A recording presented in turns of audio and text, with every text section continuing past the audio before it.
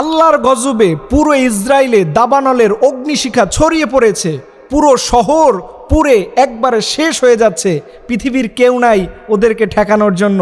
আমরা মুসলমানরা এই সংবাদ শুনে এত বেশি খুশি হয়েছি, কারণ এই জালিম গোষ্ঠীরা পুরো কয়েকটা বছর আমাদের গাজাকে মাটির সাথে মিশিয়ে দিয়েছে এবং সেখানকার ছোট্ট বাচ্চাদেরকে কিভাবে নির্মমভাবে দুনিয়া থেকে শহীদ করা হচ্ছে এবং পুরো শহরের কয়েক লক্ষ মানুষকে শহীদ করা হয়েছে।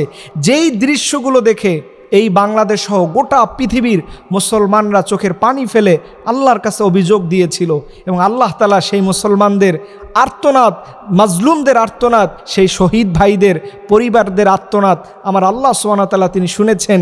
এবং আপনারা জেনে খুশি হবেন যে পুরো শহরটা এখন মেসাকার হয়ে যাচ্ছে। এই শহরে কেউ যদি সামান্য একটা চিন্তা ভাবনাও করতো যে কোনো একটা ক্ষতি করবে, সেটা কোনো মানুষের পক্ষে সম্ভব নয়, কারণ ওদের যে নিরাপত্তা বলয় আছে সেখান থেকে ভেদ করে ওদের আঘাত করা এটা বড় দুষ্প্রাপ্য মুসলমানদের জন্য ছিল। সেটা আপনারা নিউজ টেলিভিশনগুলোতে দেখেছেন।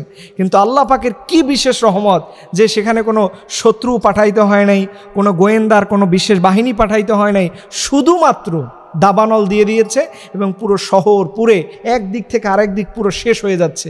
এটা ঠেকানোর কেউ নাই। এবং আপনারা জানলে আরও খুশি হবেন, এই জালিমদেরকে যারা সহযোগিতা করত তাদের দেশেও আল্লাহ পাক এই লস অ্যাঞ্জেলেস করে দিয়েছে এবং এদের দেশকেও নতুন করে আল্লাহ তাআলা ধরছেন।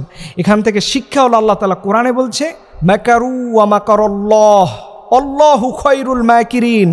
কাফেররাও ষড়যন্ত্র করে আর আল্লাহ কৌশল অবলম্বন করে। আল্লাহর কৌশল সব সময় বিজয়ী হয়, কাফেরদের ষড়যন্ত্র কখনো স্থায়ী হয় না। এবং এই মুসলমানদেরকে তারা আমাদের যে 1 লক্ষর উপরে মানুষদেরকে দুনিয়া থেকে বিদায় করে দিল, বিশ্বাস করেন এখান থেকে মুসলিম বীররা কখনো হারিয়ে যাবে না। এখান থেকেই ওরা যে খেলা শুরু করছে এই খেলার শেষ হবে মুসলমানদের হাত ধরে। এর জন্য আল্লাহর কাছে আমরা আমাদের ভাইদের জন্য দোয়া করি এবং গোটা বিশ্ব আপনারা এখনও সতর্ক হন। নির্যাতিত নিপীড়িত মুসলমানদের পক্ষে, মানুষের পক্ষে, মানবতার পক্ষে যদি আপনি না দাঁড়ান, আমরা ওই দিন আল্লাহর সামনে অপমানিত হব।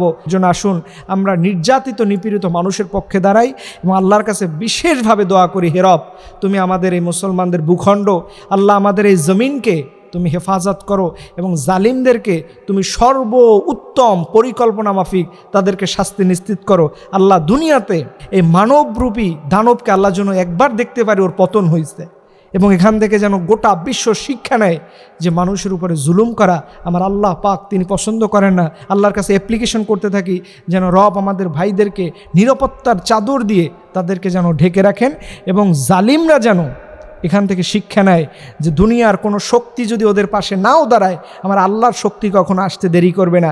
এর জন্য মুসলমানদের এই নিউজটা ছিল সবচেয়ে আনন্দের নিউজ।